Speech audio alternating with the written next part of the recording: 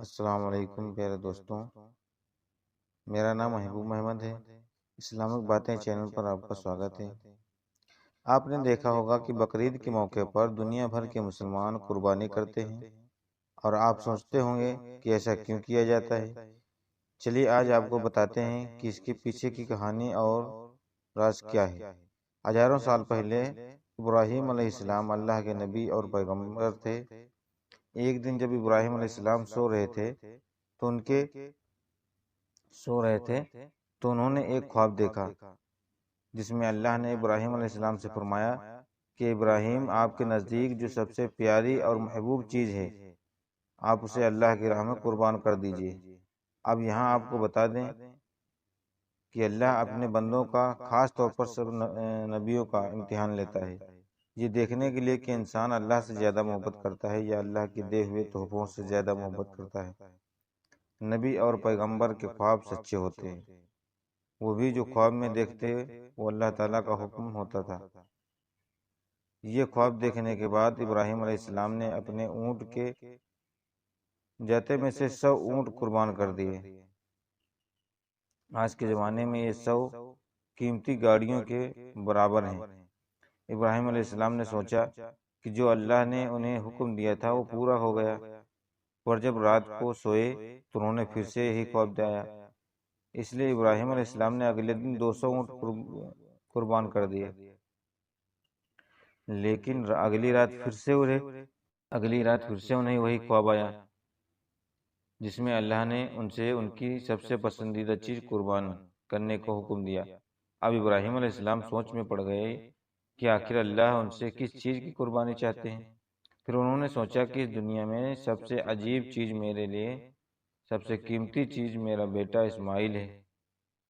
آپ کو بتا دیں کہ ابراہیم علیہ السلام کو پوری زندگی دعائیں مانگنے کے بعد 80 سال کی عمر میں اولاد ہوئی تھی، اور وہ تھے ان کے بیٹے اسماعیل، جو انہیں بہت زیادہ چیز اور محبوب تھے۔ ابراہیم علیہ السلام سمجھ چکے تھے کہ دراصل اللہ تعالیٰ نے ان سے ان کے بیٹے کی قربانی مانگی ہے۔ اللہ یہ دیکھنا چاہتا ہے کہ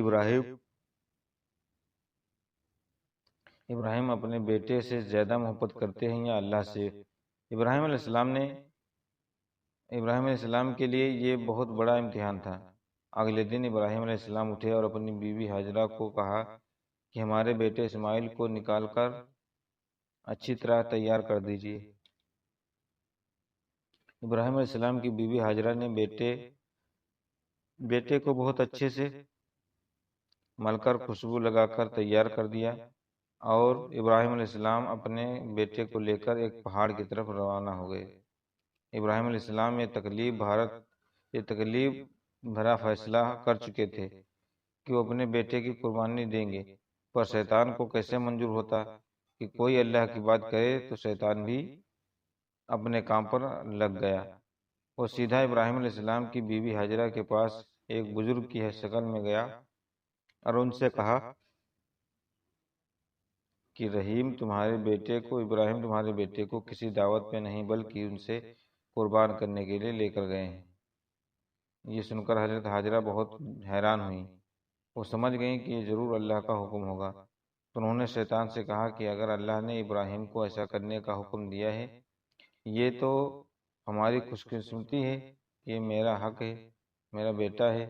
اگر میرے اسماعیل جیسے 1000 بیٹے بھی ہوتے تو میں خوشی خوشی انہیں اللہ کی راہ میں قربان کر دیتی۔ سوچئے ایک ماں کے لیے یہ کہنا کتنی بڑی بات ہے۔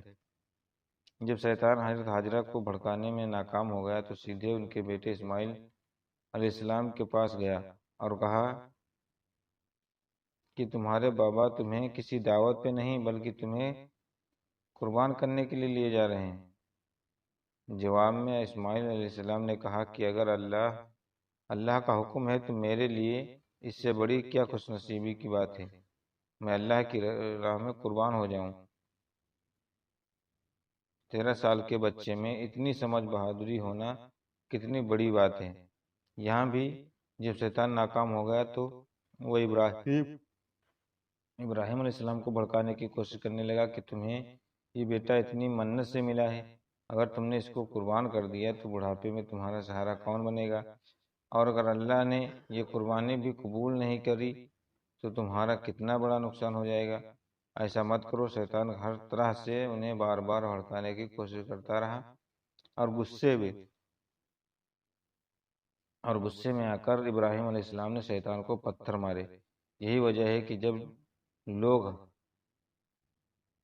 ہائی پہ جاتے ہیں تو شیطان کو آج بھی کنکری مارتے ہیں، اور یہ حج کے اہم ارکانوں میں سے ہے۔ شیطان کے جانے کے بعد ابراہیم علیہ السلام نے اپنے بیٹے کو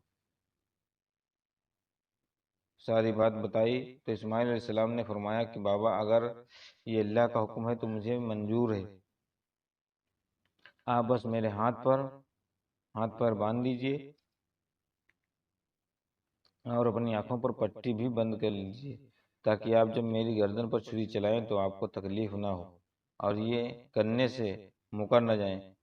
بس پھر ابراہیم علیہ السلام نے اپنے بیٹے کے ہاتھ پیر باندھ دیے اور اپنی آنکھوں پر پٹی بھی باندھ لی، اور جب انہوں نے اسماعیل علیہ السلام کی گردن پر چھری چلائی تو ایک جانور کی آواز سن کر وہ حیران ہو گئے۔ انہوں نے جب آنکھیں سے پٹی کھولی تو ایک دمبا ذبح ہوا تھا، اور اسماعیل علیہ السلام ان کے پاس کھڑے مسکرا رہے تھے۔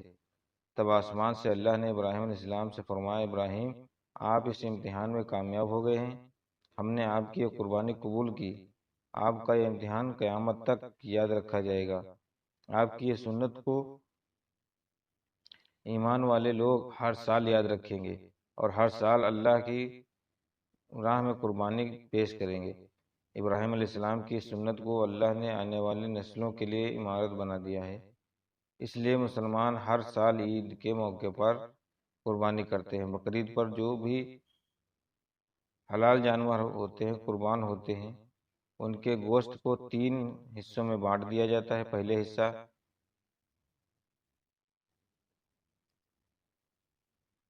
مسکینوں میں بانٹا جاتا ہے، دوسرا حصہ رشتہ داروں میں دیا جاتا ہے، اور تیسرا حصہ خود اپنے گھر میں رکھا جاتا ہے۔ آپ کو یہ پتہ ہونا چاہیے کہ بقرعید کے موقع پر غریب لوگ سال بھر انتظار کرتے ہیں، کیونکہ یہی سال اکلوتا موقع ہے جب انہیں گوشت کھانا نصیب ہوتا ہے۔ بقرعید کا یہ فیسٹیول دنیا بھر میں خوشخبری، بھوک مری مٹانے کا ایک ذریعہ ہے، اور it's in part of Islamic faith, humanity اور ہیلپر ہائی کے 10 دنوں میں کی گئی نیکیاں اللہ کو سال بھر کی کئی نیکیوں سے زیادہ پسند ہیں۔ اس لیے ان دنوں میں ہمیں زیادہ سے زیادہ نیکیاں کرنے کی کوشش کرنی چاہیے۔ اس لیے اس عید کے موقع پر hi partner of Ketto help people in the need. Ketto ایک ایسا فوڈنگ پلیٹ فارم ہے جہاں 100% ویریفائڈ ایمرجنسی کیسز ہوتے ہیں۔ دوستوں، اب آج کی ویڈیو بس یہی تک ہے، اور اگر کوئی بھی جانکاری کو دینا ہے تو پلیز کمنٹ باکس میں کمنٹ کر لیجئے گا۔ اب ملتے ہیں اگلی ویڈیو میں، تب تک کے لیے اللہ حافظ۔